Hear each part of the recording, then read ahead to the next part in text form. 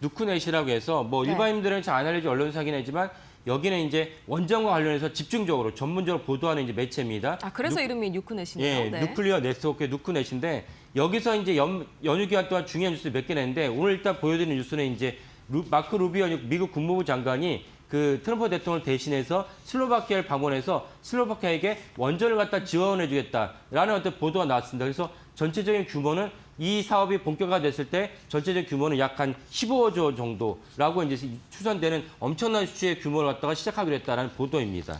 네, 그러면은 이게 겉으로만 봤을 때는 이제 중부 유럽 쪽이랑 이제 트럼프 간의 이슈, 미국 간의 이슈인 것 같은데 뭐 자세히 보자면 이게 K 원전, 우리 원전에게도 강력한 호재로 작용이 될 만한 그런 뉴스라고요. 그렇죠. 그래서 이제 좀 전에 말씀드린 슬로바키아고 그다음에 또 어떤 뉴스가 아니면 네. 헝가리에도 사실 미국의 원전을 채택하고 했다는 뉴스가 이제 나왔습니다. 그 말은 무엇이냐?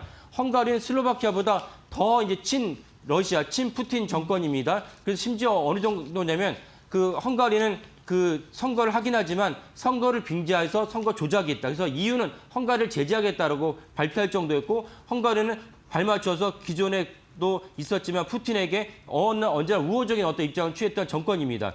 그럼에도 불구하고 헝가리도 역시 이제 원전을 갖다 짓기로 했습니다. 원전을 짓는데 역시는 여기는 SMR 그리고 좀 전에 말씀드린 슬로바키아도 SMR을 짓기로 했습니다. 그리고 아르메니아도 이제 원전을 짓기로 했고 이 모든 것이 다 어디입니까? 동유럽입니다. 그래서 전체적으로 봤을 때 동유럽을 갖다가 그 트럼프 대통령이 우리를 대신해서 영업을 해준다고 보시면 됩니다. 왜?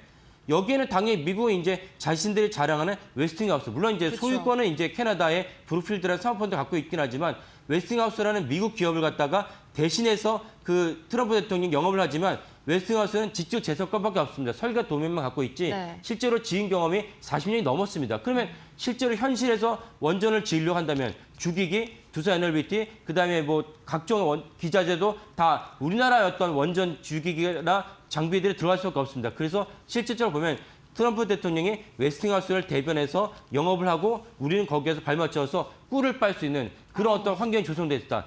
동유럽에 우리가 직접적으로 영업을 한다고 그러면 어려움이 있습니다. 왜냐하면 푸틴과 근거리 있기 때문이죠. 근데 하지만 트럼프 대통령이 푸틴이 약해진 틈을 타서 원전을 갖다 필두로 해서 미국의 영향을 갖다 확대하고 있기 때문에 우리는 두 단계 거쳐서 우리는 옆에서 매출과 영업이익을 갖다 누리면 된다. 이렇게 이해하시면 되겠습니다. 한마디로 앞으로 웨스팅하우스의 호재는 K 원전의 호재다. 이 한마디로 좀 정리를 해볼 수가 있겠습니다.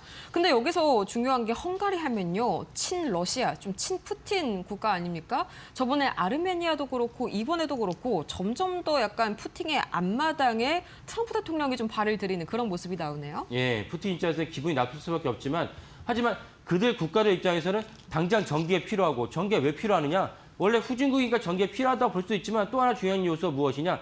AI를 해당 국민들도 쓰고 싶어 합니다. 역시나 AI가 있었군요. 예, AI를 쓰려면 그에 따른 수요가 또 늘어나기 때문에 그래서 결국은 AI 전력난이 지정학적인 변화도 일으켰다 이렇게 보시면 되겠다. 그래서 결국 한마디로 정리하면 푸틴의 앞마당까지 트럼프가 진출했는데 가장 근거리에서는 생성형 AI 일으킨 새 시대의 신시대 혁명을 갖다가 해당 동유럽 국민들도 야 우리도 한번 해보자. 심지어 뭐 스마트폰도 사실은 AI를 발표해서 많은 어떤 혁명을 갖다 겪지 않습니까? 그렇다면 사실은 국민들의 민심이 있는데 아무리 독재국가를 할지라도 국민들의 민심을 외면할 수 없습니다. 그래서 헝가리도 사실은 이제 트럼프가 제시한 제안을 받아들일 수 없고 아니 돈을 주겠다는데 외면할 이유가 없는 거죠. 돈을 받아서 원전을 짓고 아르메니아 그다음에 슬로바키아까지 동유럽의 무더기로 이제 트럼프의 어떤 그 우호적인 정권을 갖다 스탠스를 취하게 된다면 우리는 거기에 뒤에서 조용히 우리의 장비와 부품을 갖다 납품을 하면서 매출과 영업이 올리면 된다. 주가도 같이 올라가겠죠. 이런 맥락으로 보시면 되겠습니다.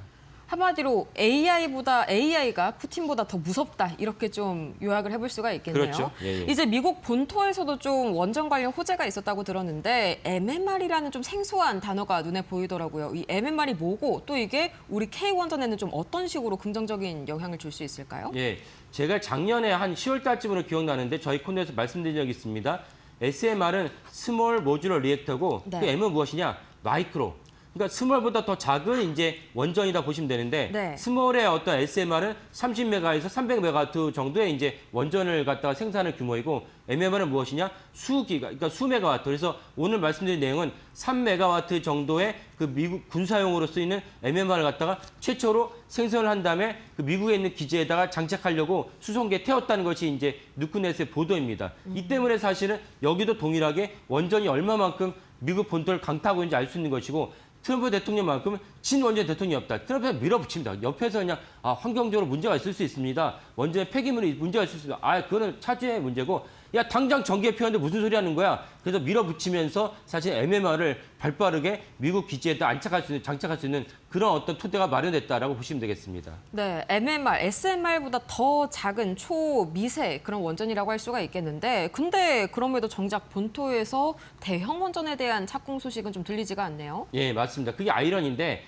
트럼프 대통령이 아무리 밀어붙여도 사실 트럼프 대통령이 경쟁자로 이렇게 간주하는 중국 같은 경우는 작년에만 시작을 해서 무려 10개의 대형 원전을 착수를 했습니다. 그러나 정작 미국 본토에서는 아직도 대형 원전을 착수하지 못한 상황입니다. 이 점은 왜 그러냐? 결국 원전을 갖다 지은 지 너무 오래됐기 때문에 아무리 대통령이 지으려 해도 원전을 지으려면 각종 생태계가 있어야 되는데 생태계가 구비가 잘 안 돼 있다. 이 점이 가장 큰 요인이라고 볼 수 있습니다. 근데 결국은 MMR을 기점으로 해서 미국 본토에다 육군의 어떤 기지에다 MMR을 짓고 태평양에 있는 미군 기지에다 MMR을 짓고 이런 식으로 해서 미국 국민들에게 MMR도 통해서 우리가 전기를 공급할 수 있다는 걸 알게 된다면 결국 원전에 대한 착공식도 멀지 않았다 볼 수가 있고 이 점은 결국 두산 에너비티, 한전, 그다음 한전 KPS를 비롯해 한국 생태계 K 원전에도 중요한 어떤 그 탄력을 받을 수 있는 계기가 된다라고 보시면 되겠습니다.